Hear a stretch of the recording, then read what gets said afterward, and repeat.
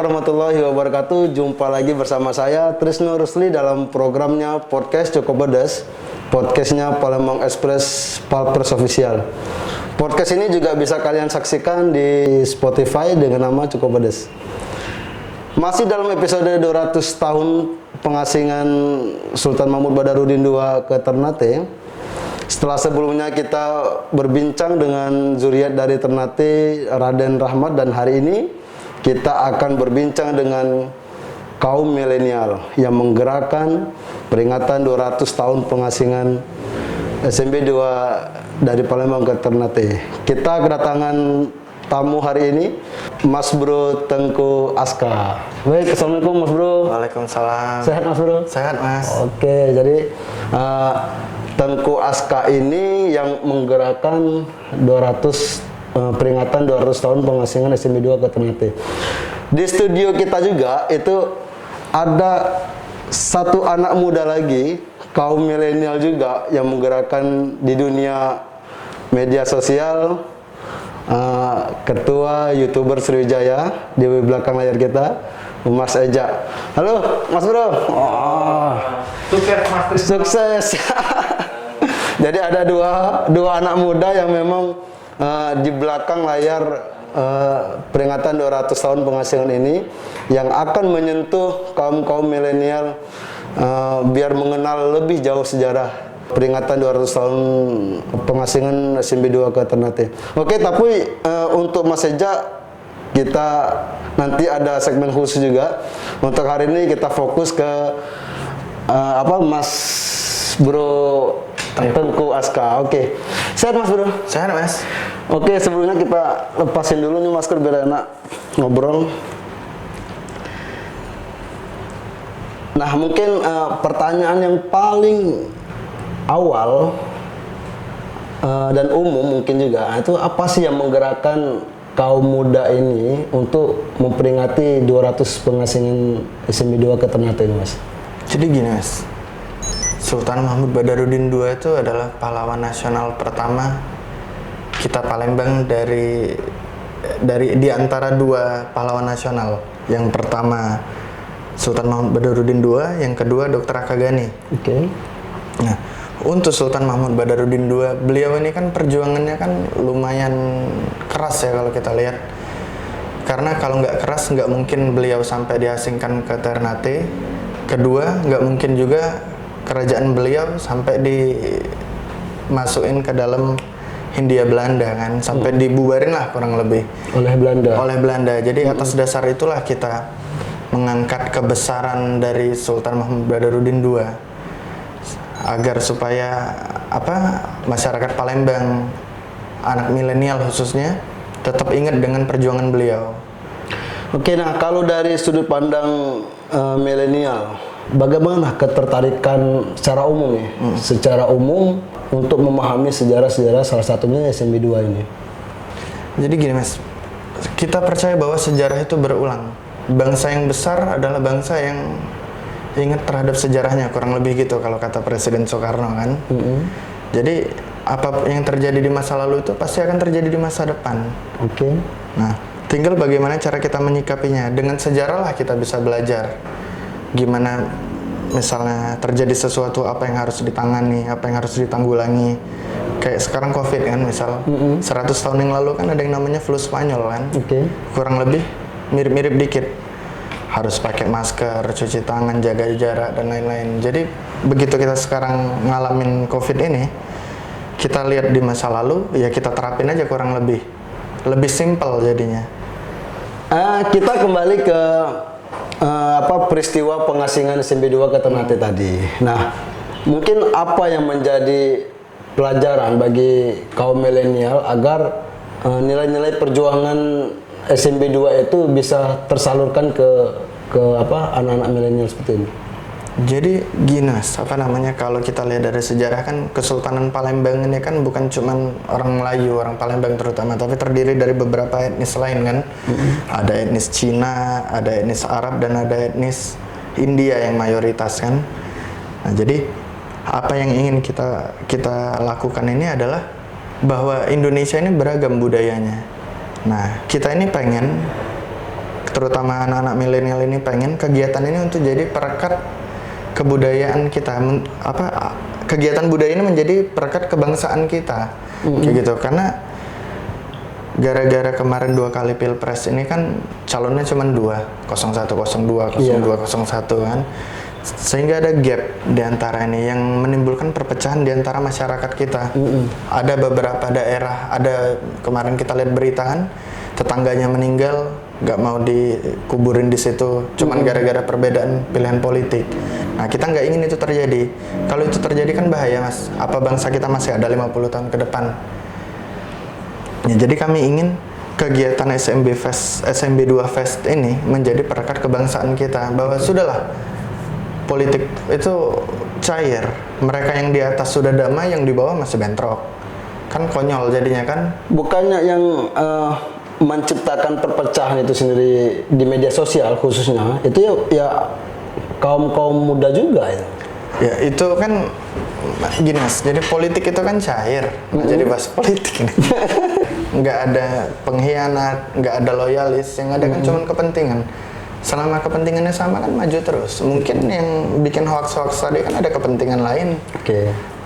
Kaum milenial ini kan di tengah perkembangan teknologi dan informasi ini kan sangat mudah nih untuk memberikan pesan-pesan positif kepada netizen. Nah, untuk Mas Bro sendiri, peran apa sih yang bisa kalian lakukan agar sejarah SMB 2 ini bisa dikenal oleh kaum milenial seperti itu? Jadi gini Mas, kami itu kan dengan kegiatan ini kami akan melakukan beberapa pertunjukan kebudayaan walaupun secara virtual kan. Terus ada lomba-lomba yang lintas etnis, lintas budaya dan lintas agama. Karena kayak tadi saya bilang kan, Palembang ini pada saat itu kan ada beberapa etnis besar. Melayu, Cina, Arab dan India kan. Nah, kita berharap dengan adanya kegiatan yang lintas etnis, lintas budaya dan lintas agama ini, persatuan dan kesatuan kita anak muda ini kembali terjalin, Mas. Jangan sampai terjadi kayak beberapa tahun silam kan, wah kita nggak boleh temenan, lu agamanya beda sama gue ya. Jangan sampai itu terjadi lagi. Jadi itu tadi Mas, bahwa dengan kegiatan kebudayaan ini ke depan ada gebrakan dari milenial lain yang ada di seluruh Indonesia, bahwa ayo kita bersatu, kita kembalikan lagi bangsa kita sebagai bangsa yang satu, bangsa yang toleransi, bangsa yang punya rasa tenggang rasa dan lain-lain. Jangan seperti yang terjadi sebelum-sebelumnya.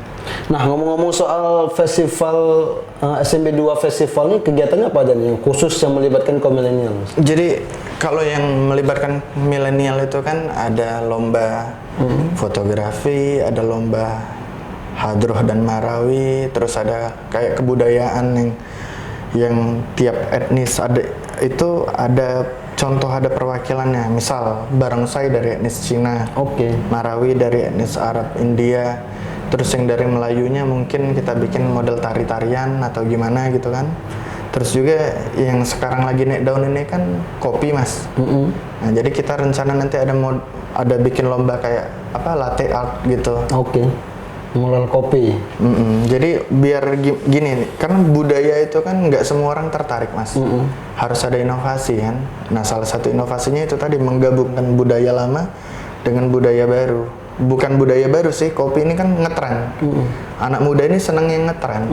Nah, jadi biar mereka tertarik, kita memberikan edukasi ke mereka lewat kopi ini tadi.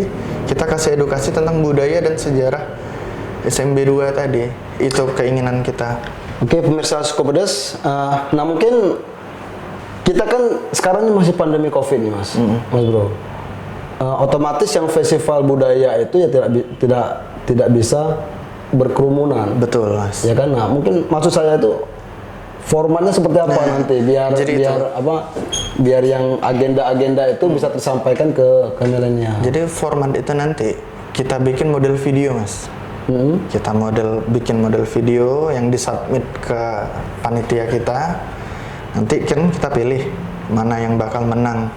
Nah, mungkin 10 peringkat teratas itu nanti begitu nanti di acara penutupan atau nanti di acara yang belum kita pastiin tanggalnya ini, kita bikin itu, kita undang 10 orang ini aja. Jadi satu tim itu paling 2 orang, dengan tetap melaksanakan prokes kesehatan, jaga jarak dan orang yang terbatas. Untuk pengumuman hadiah dan lain-lainnya nanti, pemenang dan lain-lain. Maksud saya tuh seperti ini. Ini kan yang digandeng kan anak muda nih. Anak muda yang mungkin lebih punya kreativitasnya bisa menjangkau orang banyak kayak gitu kan. Nah, kalau festival-festival kayak gitu kan kayaknya ya cuma melibatkannya beberapa peserta saja dan mungkin pesannya tidak sampai ke kaum milenial seperti apa nah. Jadi nah mungkin konsepnya seperti apa nanti pengemasannya? Kita kan bakal berkolaborasi sama komunitas-komunitas nanti Mas, dan juga pegiat-pegiat media sosial, YouTuber, Instagram, Facebook dan lain-lain. Jadi kita harap dengan kita kolaborasi dengan pegiat media sosial dan komunitas-komunitas ini, pesan yang ingin kita sampaikan itu lebih cepat terjadi. Karena satu orang bisa bawa 10 orang, dari 10 orang ini jadi 100 orang nanti. Oke, berarti artinya kalau satu orang mungkin pengikutnya sampai puluhan ribu dan itu mungkin bisa ditonton oleh pasti, orang kan? seperti itu ya. Jadi secara promosi meledaknya kegiatan ini kan berpengaruh juga oleh pegiat media sosial tadi Mas. Jadi kita harap itu tadi, acara ini sukses, acara ini rame orang yang tahu, rame yang penasaran lewat mereka ini tadi, kawan-kawan kita tadi. Pesannya bisa dapat kayak gitu ya. Pesannya bisa dapat oleh mereka kan. Ini acara apa sih? Iya, nah betul, gitu kan. Betul. Gimana ininya? Apa bedanya sama kegiatan budaya lain? Dan yang jelas kan bahwa kita ini digerakkan oleh anak-anak milenial. Sedangkan kegiatan lain kan kecenderungannya orang yang sudah sedikit lebih tua kan dari kita, generasi di atas kita. Nah, kayak diskusi milenial kemarin yang di Kampung Bingen itu kan. Ya, aku lihat juga belum terlalu tumbuh itu minat anak muda untuk ikut serta dalam diskusi. Nah, itu kan menjadi tantangan juga nih Mas Bro. Iya. Tantangan bagi panitia yang memang milenial agar bisa kembali menggerakkan. Apakah ada rencana nih, misalnya bergandeng selain YouTuber, mungkin bergandeng dengan akademisi yang mahasiswanya yang memang fokus di bidang budaya seperti itu. Untuk itu kita sudah ada menjalin hubungan kontak lah dengan beberapa akademisi dan beberapa kampus yang ada di Palembang kan, untuk turut mensukseskan acara ini. Cuman nanti mungkin akan kita ini lebih intens lagi. Karena benar kata Mas tadi, kita lihat di acara sebelumnya kan kecenderungan milenial untuk ikut aktif dan turut serta itu masih kurang. Makanya kita juga sambil meramu nih apa yang bikin milenial ini lebih tertarik. Jadi mungkin momentum ini kan sebenarnya kesempatan anak muda ini Mas Bro.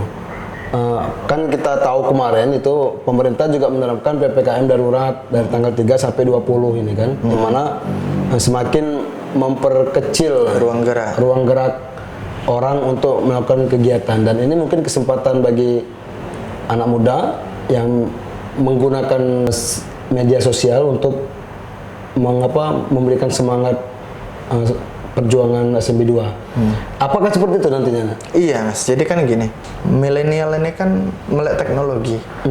Jadi dengan adanya PPKM darurat yang ada di Jawa dan Bali ini, yang kemungkinan bakal nyampe ke kita juga kan, kalau kita pakai kegiatan fisik kayak zaman dulu kan sulit. Di mana lagi ada COVID dan lain-lain kan. Makanya kita gandeng tadi komunitas yang dari pegiat media sosial dan lain-lain tadi. Karena milenial itu melek teknologi. Nah, jadi kita tuh kegiatan kita tuh beberapa itu bakal bersifat virtual. Oke, virtual. Misalnya lewat Zoom, lewat mungkin Q&A lewat Instagram atau Q&A lewat live YouTube dan lain-lain. Untuk menghindari kerumunan tadi, Mas. Kerumunan tadi. Baik pemirsa Cukup Pedas, ya untuk memang kita ketahui bahwa saat ini ya zamannya zaman anak muda. Menurut saya sangat baik 200 tahun pengasingan ini, panitia juga SMB 4 itu juga menggandeng anak muda untuk memberikan pesan-pesan yang lebih luas ke masyarakat. Nah, mungkin apa nih Mas Bro? Pesan untuk pemirsa Cukup Pedas dalam kegiatan ini. Jadi dulu kan bangsa Indonesia ini terkenal dengan bangsa yang ramah, Oke. yang sopan dan lain-lain. Tapi akhir-akhir ini kita lihat nggak ada lagi itu kan, saling menghujat, saling menghina. Nah, kita pengen dengan adanya festival SMB 2 ini, kita itu jadi itu tadi merekatkan lagi perpecahan yang ada di kita, terus juga mengangkat lagi budaya kita sebagai bangsa yang sopan, bangsa yang santun, bukan sebagai bangsa yang sumbu pendek dan lain-lain lah kayak gitu. Bahwa kita pengennya bangsa Indonesia ke depan, terutama anak-anak milenial ini tetap mengedepankan adat-adat ketimuran kita, sopan terhadap orang tua, santun, berbudaya dan lain-lain. Kita lupain dulu lah politik dan lain-lain itu. Karena kita berdiri sebagai bangsa Indonesia, sebagai kaum milenial Indonesia, dan juga pada intinya kita pinggirin dulu lah semua perbedaan yang ada di antara kita, politik dan lain-lain. Bahwa kita sebagai bangsa Indonesia, milenial Indonesia, anak muda Indonesia ingin agar bangsa kita tetap utuh dan akan bertahan selamanya. Oke, baik, terima kasih Terima Mas kasih, Bro Mas. Tengku Aska. Ya, kita berharap dengan keterlibatan milenial ini ya nilai-nilai perjuangan SMB itu bisa tertanam di anak-anak Siap. muda. Ramah, sopan, Sopan, royong. santun, gotong royong. Baik, demikianlah podcast kita hari ini. Dan bagi kalian yang ingin mengetahui kegiatan peringatan 200 tahun pengasingan, mungkin bisa cek di Instagram, YouTube, ada. Nanti kita iniin aja nanti kita tulis di bawah sini Iya, aja. nanti mungkin bisa dipantangi Instagram, YouTube, dan jangan lupa di subscribe juga. Baik, saya Trisno Rusli. Wassalamualaikum warahmatullahi wabarakatuh. Waalaikumsalam warahmatullahi Oke, thank you. wabarakatuh. Thank you.